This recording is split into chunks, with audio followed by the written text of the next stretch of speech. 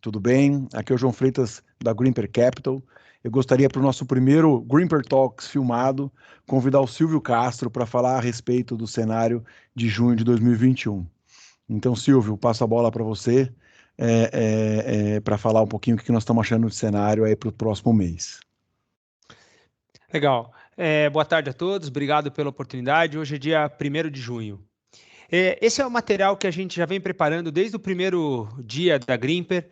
É uma marca registrada do nosso processo de investimentos. A ideia com esse material é a gente evitar aquela carta muito longa e a gente tentar ir direto para uma coisa um pouco mais gráfica, mostrando para vocês um resumo gráfico das nossas discussões de cenário e das oportunidades de investimento que a gente tem encontrado internamente aqui na Greenper. Bom, eu vou pular o resumo e conclusão e vou direto para a parte internacional. Bom, a gente sempre começa esse material falando rapidamente do cenário internacional, a gente começa falando um pouco sobre um viés mais macro, e aí a gente desce para as principais classes de ativos e para falar também um pouquinho sobre os cases que a gente gosta mais, e depois a gente migra para a parte local, até porque no final o Brasil sempre está inserido num contexto de mercados emergentes, produtores de commodities, então faz sentido a gente entender em que contexto global o Brasil está inserido nesse momento. Bom, a primeira coisa importante, né, quando a gente começa a falar sobre a economia americana, o que eu acho que foi o grande tema desde o início do governo Biden é essa discussão dos investimentos que o governo democrata pretende fazer ao longo dessa década. Na verdade, são dois grandes paradigmas do governo democrata. O primeiro a gente tratou em alguns Greenper Talks anteriores, é a discussão de redução da desigualdade de renda no país e a questão da tributação. E agora a gente vai falar um pouquinho mais sobre a parte de investimentos e infraestrutura, que é onde os democratas imaginam que eles vão conseguir dar um novo boost no crescimento americano. Bom, a gente está falando de um gap entre o que os americanos precisam investir e o que tem de previsto, da ordem de 4 trilhões de dólares para especialmente atualizar a parte de logística e comunicação de dados. E aí, na nossa opinião, o setor de materials e de construction são dois setores que devem se beneficiar bastante com esse pacote democrata. Bom, para colocar em ordem de grandeza, quando a gente tenta entender o tamanho do pacote proposto pelos democratas, a gente está dizendo de alguma coisa na casa de 1,5 trilhão a 2 trilhões de dólares, que é mais ou menos 50% do gap previsto entre 2016 e 2040 a ser gasto ao longo dessa próxima década. Bom, a gente está agora acompanhando as discussões no Congresso americano. Na verdade, os republicanos, eles gostariam de focar na parte de infraestrutura raiz, aí, por infraestrutura raiz, eu gostaria que vocês entendessem basicamente estradas, aeroportos, ferrovias, portos e por aí vai, e menos na parte de investimento em capital humano. Né? Tem uma parte relevante também, que é a parte relacionada à pesquisa e desenvolvimento para o lado climático, também tem uma parte importante relacionada a créditos de energia, que isso acaba somando esse pacote todo na casa de 1,5 trilhões de dólares. Só que até onde a gente consegue entender, a visão republicana vamos tirar essa parte de Medicaid, Workforce Development, e vamos focar realmente na parte de infraestrutura. Bom, o que é importante comentar, saindo um pouco dessa parte mais estrutural, que tende a colocar um vento de cauda, um vento muito favorável para a parte de construction e materials no mundo, e vamos falar um pouquinho mais da conjuntura. A conjuntura, leia-se o que está acontecendo agora até 2 trimestres para frente, mais ou menos. Então, basicamente, a gente está vendo uma aceleração grande no consumo das famílias. O que a gente vai começar a ver agora é uma migração da parte de consumo de bens duráveis para a volta à experiência, né? Até 2019, a gente estava vendo um aumento importante da parte de consumo de serviços de uma forma geral. E aí a gente acabou ficando trancado, todo mundo dentro de casa, e as pessoas passaram a não poder gastar em serviços e aumentaram os seus gastos com bens duráveis, especialmente porque todo mundo recebeu um bônus adicional oferecido pelo governo americano. Bom, isso fez com que a parte de bens duráveis visse um aumento muito importante. Em compensação, a parte de serviços ainda está lagging, ainda está abaixo dos níveis de 2019. E quando a gente olha a poupança doméstica dos americanos, como percentual da renda disponível, ainda está num patamar bastante alto, acima de 10%, na casa de 15%, o que significa que ainda tem vento de cauda para consumo. A única opinião nossa é que agora deve migrar um pouco mais para os business de serviço, mas ainda dentro da parte mais cíclica do pacote Go Outside, como a gente vem defendendo já há alguns meses. Bom, com relação à inflação, a gente continua num quadrante onde a gente tem uma percepção de aceleração de crescimento econômico com uma percepção de aceleração inflacionária. A diferença é que ao longo dos últimos dias a gente parou de ver aquele aperto da parte de juros reais que começaram a subir um pouco e eles voltaram a ceder. Se a gente olhar o 10 anos dos Estados Unidos, ele voltou ali para casa do menos 0,85, menos 0,90, tornando um pouco mais frouxas as condições econômicas, o que, de novo, acaba sendo uma oportunidade interessante para ativos de risco de uma forma geral, especialmente commodities e países emergentes. Bom, a outra coisa importante, a gente tem visto uma discussão grande nos Estados Unidos com relação ao aumento de preço das casas. Se, de uma forma geral, a gente viu os índices de preços de imóveis nos Estados Unidos subindo quase 15% só nos últimos 3 meses. E quando a gente vai tentar entender um pouquinho se a gente está passando por uma nova bolha no mercado imobiliário, não é a impressão que a gente tem, especialmente porque os estoques eles continuam num patamar muito baixo e o affordability continua num patamar bastante alto. Bom, com isso, vindo para aquela discussão que é comum às nossas apresentações, basicamente, quando a gente olha o componente principal 1, que tem a ver com surpresas de crescimento global, o que a gente tem visto é uma aceleração ainda, na margem agora, depois de uma desaceleração ali ao longo de quase 2 meses e meio, na margem a gente voltou a ver alguma aceleração, e a gente também está vendo agora o movimento do nosso componente principal 2, que tem a ver com queda do juro real. Então é uma condição bastante benigna para ativos de risco de uma forma geral. Para vocês entenderem o que isso significa na prática, a gente sempre coloca essa tabela do lado. Vocês podem ver que mudou um pouco de alguns meses atrás, e agora, basicamente, o que a gente tem visto é que small caps, inflação e Bolsa Brasil são os ativos, assim como o petróleo, são os ativos que tendem a se beneficiar um pouquinho mais. Então, isso também já ajuda a vocês entenderem um pouco algum dos shifts que a gente fez no nosso portfólio ao longo desse mês de maio. A gente começou o mês com uma alocação bem grande em commodities e em produtores de commodities e com mais alocação em bolsa internacional do que bolsa local.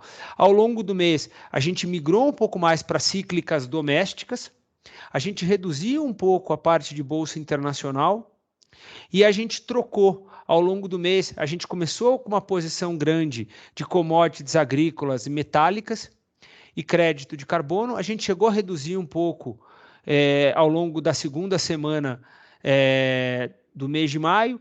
Felizmente, a gente estava mais leve quando veio aquela pressão chinesa para empurrar o preço das commodities para baixo e a gente acabou conseguindo entrar num momento bem interessante agora mais perto do final do mês de maio novamente nessas posições. Isso aqui é aquele modelo de machine learning que a gente gosta de aplicar nos PMIs que acabaram de ser divulgados hoje pela manhã. E aí, basicamente, o que a gente percebe é um pouco mais do mesmo, né? A gente continua vendo uma preocupação muito grande dos gerentes de compra com relação à demanda por matéria-prima, a gente continua vendo uma discussão importante com relação à disrupção nas cadeias de produção, a gente continua vendo uma discussão importante de backlog, ou seja, de atrasos, e isso deve manter a inflação relativamente pressionada, e isso deve manter as commodities relativamente pressionadas ainda. Bom, esse foi um tema que a gente montou posições relevantes no fundo ao longo desses últimos meses. A gente se beneficiou bastante dessa alta recente das commodities. Para vocês terem uma ideia, nos últimos 3 meses, aproximadamente 80% das commodities que a gente acompanha apresentaram altas. E, na nossa opinião, esse movimento ainda não acabou. É muito difícil a gente dizer se a gente está entrando ou não num super ciclo de commodities, mas, honestamente, essa não é uma discussão tão importante assim para esse horizonte de 3 a 6 meses para frente. Porque, para esse horizonte, claramente a gente ainda tem um déficit.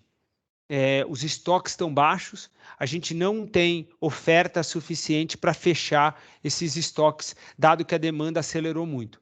A outra coisa importante é que quando você tem a percepção de que não tem oferta suficiente para essa aceleração de demanda, a reação natural dos agentes é: eu vou comprar mais do que eu preciso. E com isso você acaba gerando um choque ainda maior de demanda.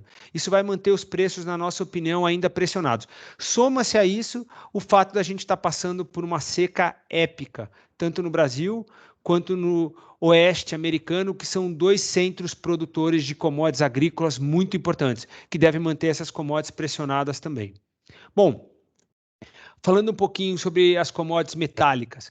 Basicamente, apesar da pressão chinesa para tentar empurrar as commodities metálicas para baixo, dado que eles precisam recompor os níveis de estoque, a gente não consegue ver esses preços cedendo de forma sustentável. A gente continua vendo, dado que o nível de estoque está baixo e a necessidade de recompor é alta, a gente continua vendo uma oportunidade interessante para estar posicionado nesses ativos, o que não quer dizer que a gente vai ficar sempre posicionado, sempre com uma posição grande. A gente vem trabalhando essas posições ao longo do mês de acordo com o técnico do mercado. Mas, de fato, parece um case interessante ainda. Esse daqui, então, para vocês terem uma ideia, a gente colocou 2 fotos no nosso material para vocês terem uma ideia de quão seco a gente está vendo solos, tanto nos Estados Unidos quanto no Brasil.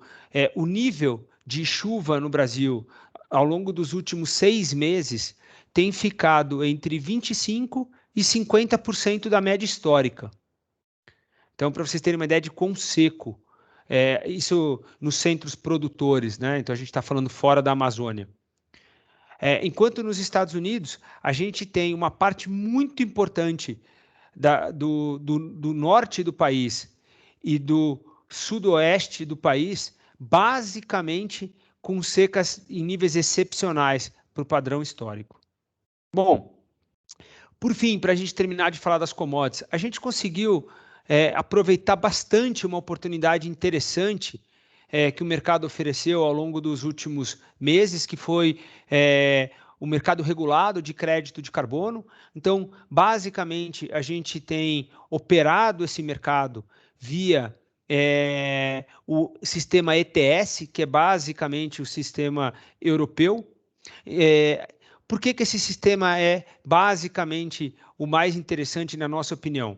Porque ele é o sistema que a gente chama de cap and trade. O que é cap and trade? Basicamente, eles definem o máximo que eles oferecem de permissão para você poluir, e o que você passar disso, ou que você não tiver permissão suficiente, você é obrigado a comprar no mercado competitivo. Com isso, à medida que o tempo vai passando, a Europa vem reduzindo a oferta dessas permissões e vem jogando mais setores para dentro. O que significa que eles estão forçando a demanda para cima e a oferta para baixo. Ao fazer isso, basicamente, o resultado é você ver os preços subindo. Só que os preços, na nossa opinião, ainda não são altos o suficientes para forçar, por exemplo, geradores de energia a trocar, por exemplo, o carvão pelo gás natural, que polui muito menos. Então, a gente imagina que ainda tem que ver uma alta de mais uns 30% a 40%, no preço do crédito de carbono para a gente começar a ver de fato esses projetos sendo alterados. Então a gente continua vendo uma oportunidade interessante, essa é uma posição importante dentro do fundo. Indo agora para a parte de crédito, aonde a gente está vendo uma oportunidade muito interessante é basicamente dentro de crédito para países emergentes. Uma coisa que eu acho que vale a pena comentar, quando a gente olha os títulos de grau de investimento nos Estados Unidos, ou aquelas empresas que são um pouquinho mais grau especulativo para crédito, que a gente chama de high yield, os spreads de crédito, ou seja, a diferença entre o que você ganha emprestando para uma empresa e emprestando para o governo, está perto das mínimas dos últimos 6, 7 anos. Quando a gente olha essa mesma métrica para os países emergentes, a gente já vê isso mais para perto da média histórica, ali na casa de uns 3 pontos percentuais.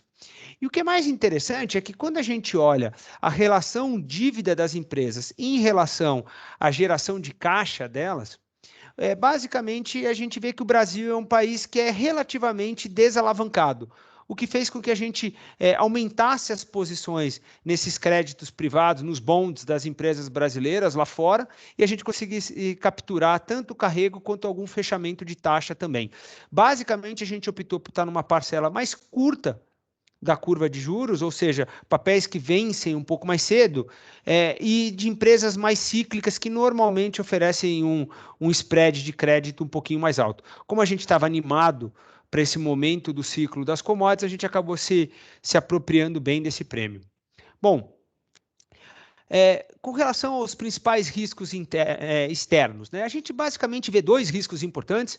O primeiro risco importante é quando a gente olha para a China, eles estão fazendo um aperto nas condições de crédito, e quando a gente olha para o Fed, basicamente ali a gente consegue perceber que mudou a retórica.